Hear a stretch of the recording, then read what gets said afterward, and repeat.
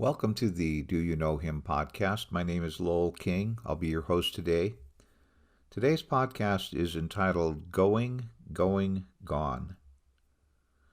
So, even though I really don't want these podcasts to be kind of a preachy kind of podcast, I have to explain some of the things that I was going through right after I became a Christian so that you understand the story that I'm about to tell you. So I apologize in advance.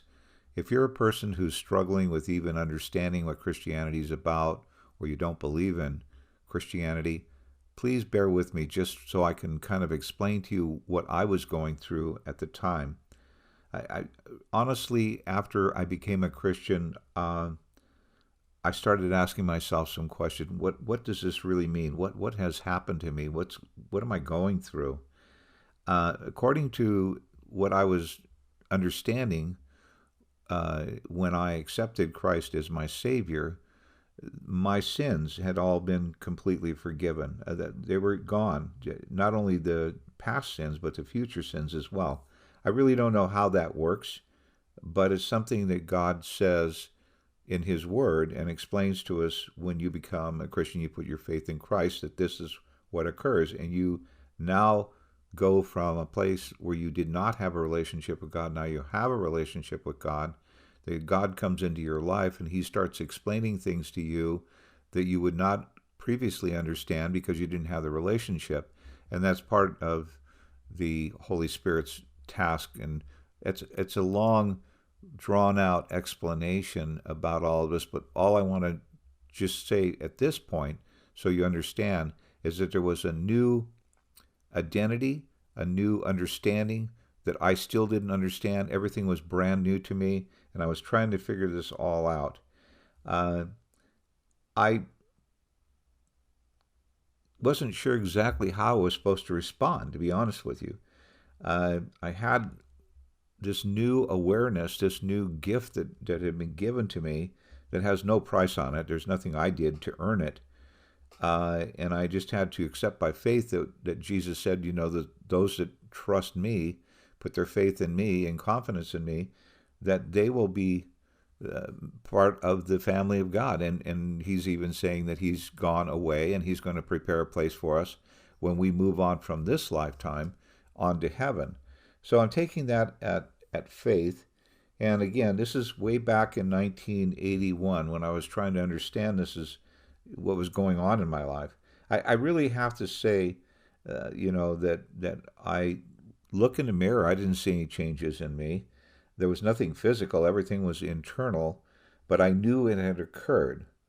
And I knew that I was supposed to respond in some way, and I wasn't sure exactly how to respond. I knew that I had this overwhelming feeling of wanting to explain to other people what I had gone through because I knew what they were probably going through, and I wanted them to have the same feeling that I was having because there was peace and there was joy and there was a new awareness that I just felt like everybody in the world needed to have. I had a new confidence.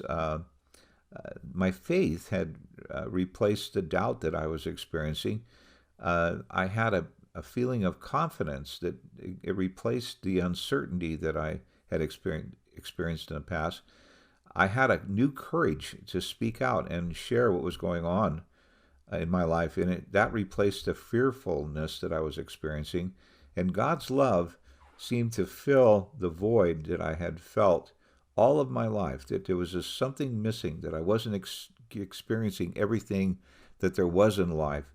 And all of a sudden, that became a non-issue for me because God had filled that emptiness that I was experiencing.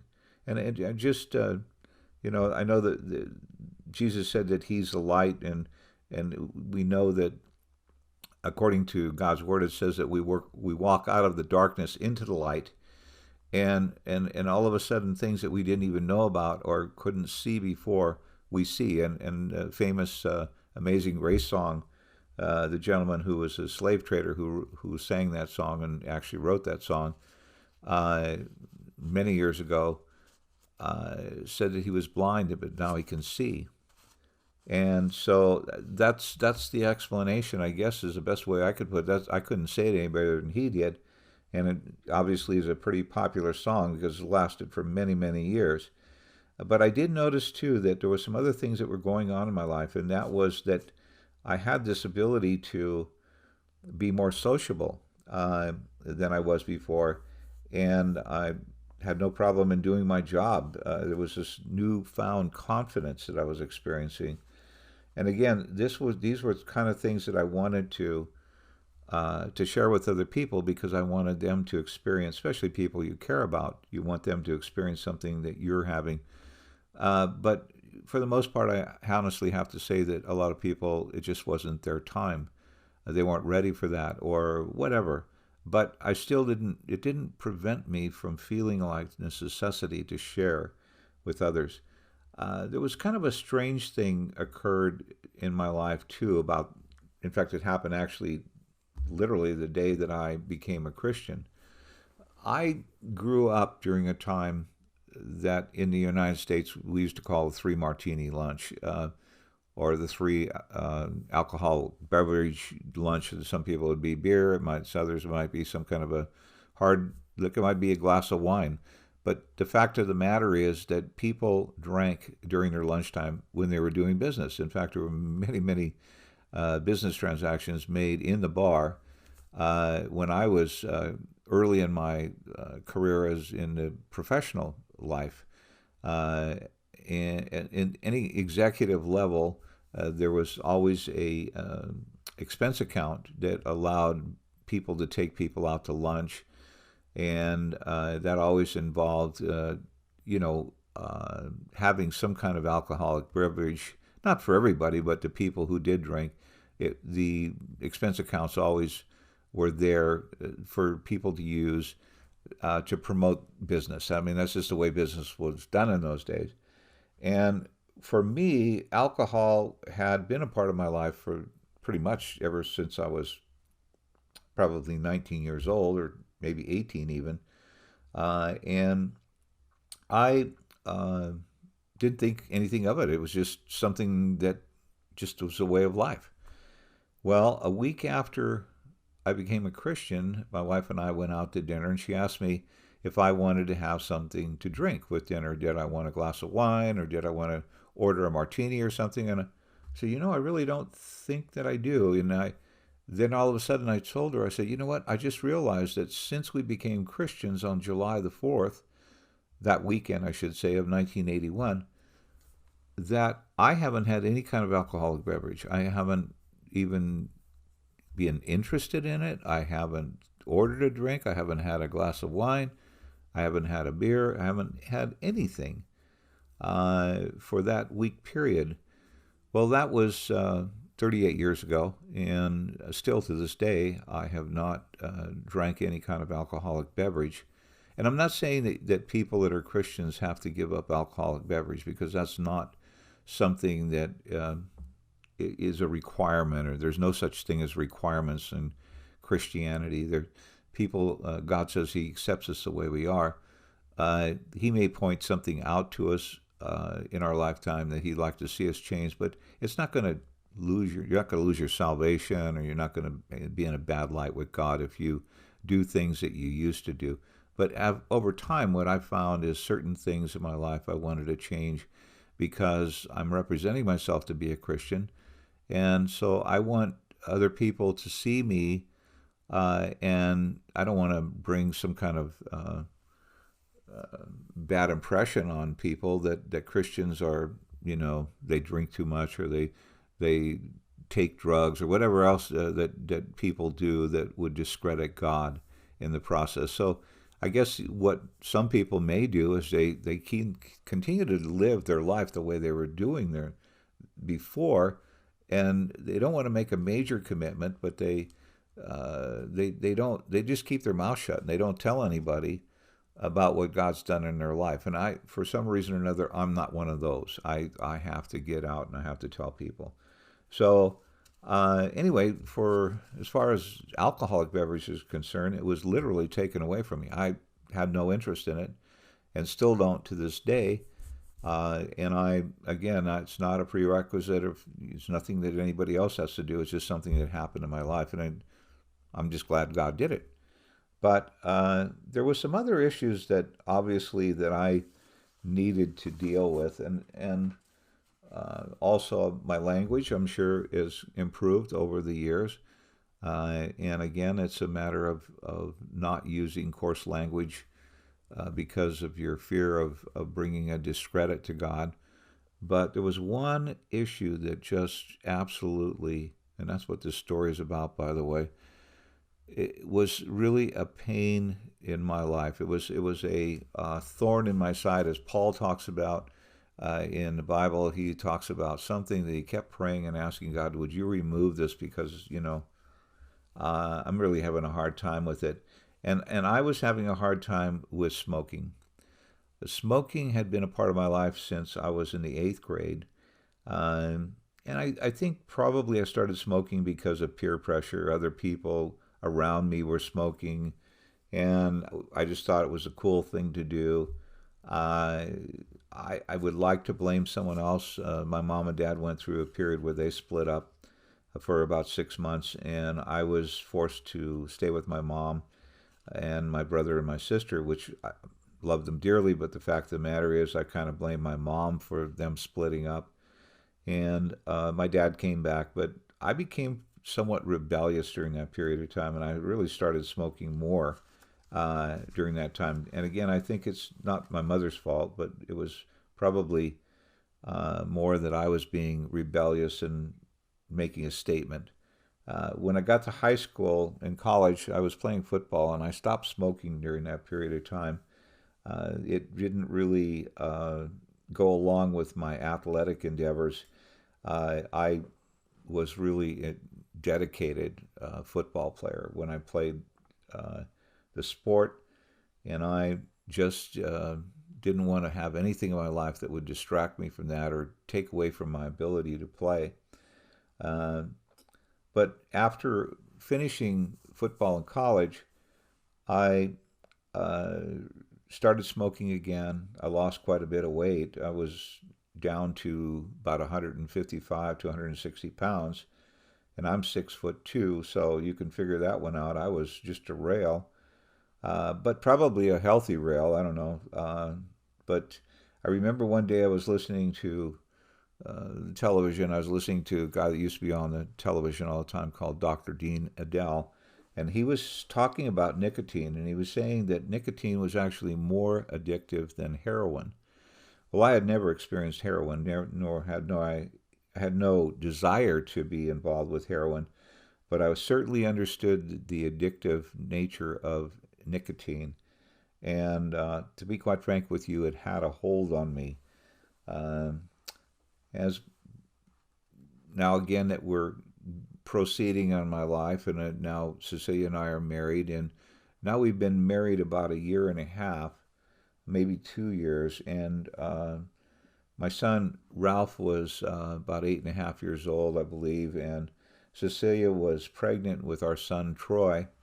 And one day she was talking to me, and she said that she had heard on the news something about secondhand smoke. And this was kind of a new idea, a new thing that people were coming out with. This, the scientists were saying that the people who are smoking, in some cases, maybe because of genes or whatever, are not being affected by the smoke, but sometimes the people around them, either children or a wife, if it's the husband that's smoking, or vice versa, if it's the wife smoking, could be affected and could potentially uh, have cancer as a result of this secondhand smoke.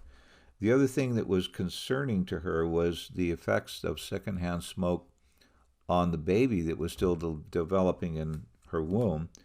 And so we had a long talk about it, and it was very hard for me because I was so addicted to nicotine. But when I realized that it could affect the baby and her, and Ralph for that matter, I just had to do what I could do to try to keep them away from this dirty habit I had, to be honest with you.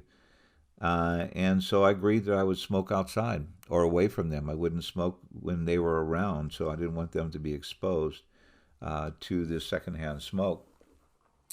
And it was kind of hard because it was in the colder part of the year, in the fall, and so I would have to go outside. Sometimes it was rainy or it could just be cold or whatever, but I stuck to my promise that I would keep them away from the smoke for uh, pretty much the rest of the time until this story took place. What happened in my life, which was pretty amazing.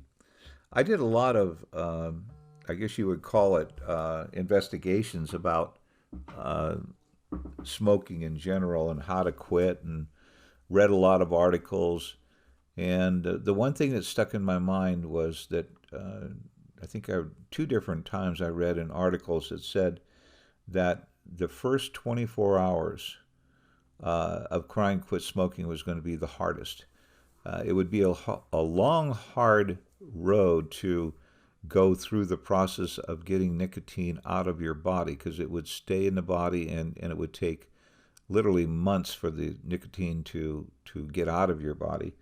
But that first 24-hour period, I don't know whether it's psychological, whether it was emotional, whether it was physical, but they emphasized that you got to get through the first 24 hours, because you know that's going to be the hardest day of your life, is getting off smoking.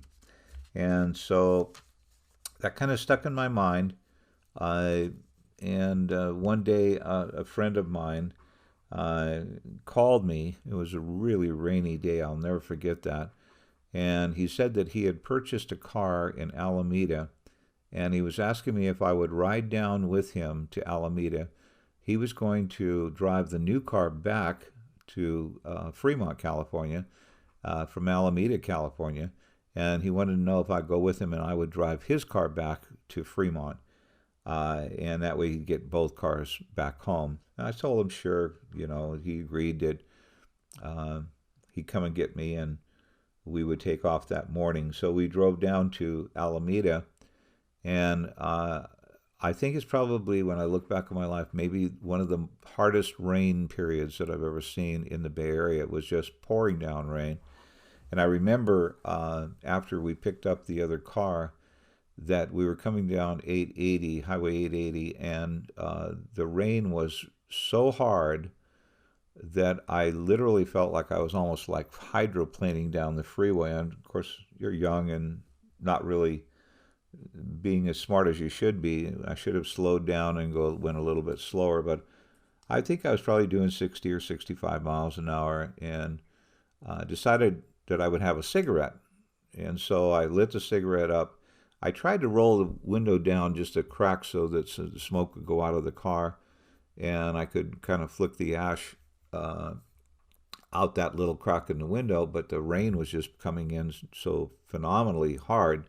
So what I did was I cracked it just a little bit of a crack, just barely enough to be able to get the cigarette ash out the window, and went on smoking. And all of a sudden, I went to flick the ash out the window, and the hot part of the cigarette ash came off the cigarette and fell in between my legs. Here I am, 60, 65 miles an hour, down the freeway, trying to get that hot ash out from between my legs, concerned about doing damage to this poor guy's car, and of course burning my pants, and also trying to control the vehicle as I'm driving along.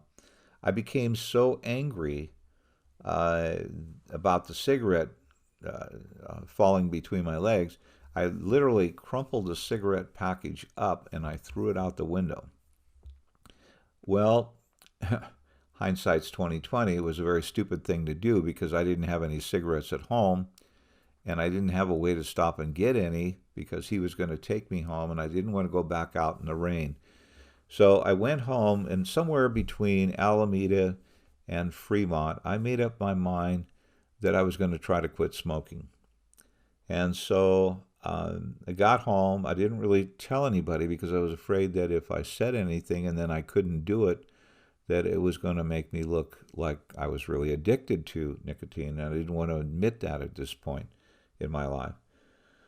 So I told my wife, I said, I was a little bit tired, and it was Saturday, and I told her that I was going to lay down. I think by this time it was around, I'm going to say it was around 1 o'clock. I told her I was going to take a nap till for an hour, I think it was, uh, till 2 o'clock. And she wanted to go shopping, and so the plan was that I would take an hour nap, and then she would wake me up or whatever, and then I would take her shopping wherever she wanted to go. I don't remember the details, but um, so I turned the television on, and there was a movie on called A Man with a Golden Arm.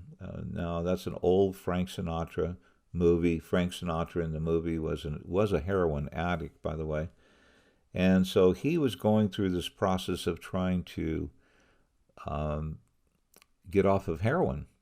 And so all of a sudden I could relate to this because here I am. I'm only a matter of an hour into this 24-hour period, and I'm already feeling like maybe because I didn't have any cigarettes, but I felt like, oh my gosh, I'm going through withdrawals just like Frank Sinatra's going through them. So I'm kind of feeling sorry for him and myself both as I'm watching this movie. And the next thing I know, I'm asleep. I don't even remember what happened in the movie. And I wake up and it's 3:30, and I noticed that my wife seemed like she was really grumpy, and I couldn't figure out what in the world is wrong with her, And I didn't say anything because she's pregnant, and I thought, well, maybe she's having a bad day with the baby or whatever. I just didn't say very much, and then finally, though, she said something, and I could tell she was mad at me. So I said, well, I've got to say something. I said, look, I work all week, and I said, I'm a little bit tired today, and I said, I didn't think taking a nap would be a big deal.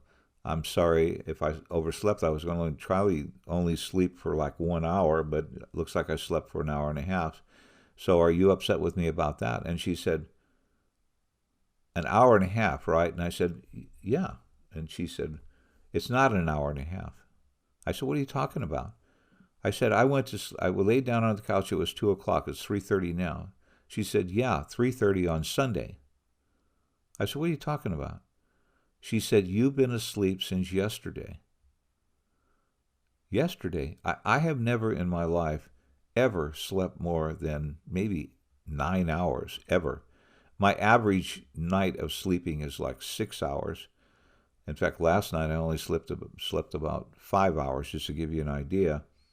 But I've never slept longer than 9 hours, regardless of what I've gone through, how hard I've worked. When I played football, there were times when I was playing football and working at the same time, going to school. It's a combination of everything. And I never slept more than 9 hours in my life, not even one day of my life. Now this woman is telling me that I slept for 23 and a half hours. No, 25 and a half hours, pardon me, because I went to sleep at about 2, and now it's 3:30 on Sunday. That's 25 and a half hours. And I said, this is totally impossible. There's no way I could possibly sleep that long. And she said, well, you did. It's Sunday, and it's 3:30. And all of a sudden it hit me, and I thought about what those stories or articles or things I heard on the news or whatever, that the first 24 hours were going to be the hardest 24 hours of quitting smoking. And I realized that I made it through the first day. I didn't know I was making it through the first day because I was asleep. And to this day, I am absolutely and completely free of smoking. It took me a while to do it, but once I got through that first 24-hour period, I continued to stay on track, and I quit. Pardon me. I believe to this day that God anesthetized me. Now, some people would laugh about that, so I'm going to tell you what. I was sound asleep. I wasn't partially asleep. I was sound asleep for over a day. I got me through the first 24 hours. I'm very grateful, and I'm glad I stopped smoking. I just want to share that story because, again, all things are possible with God.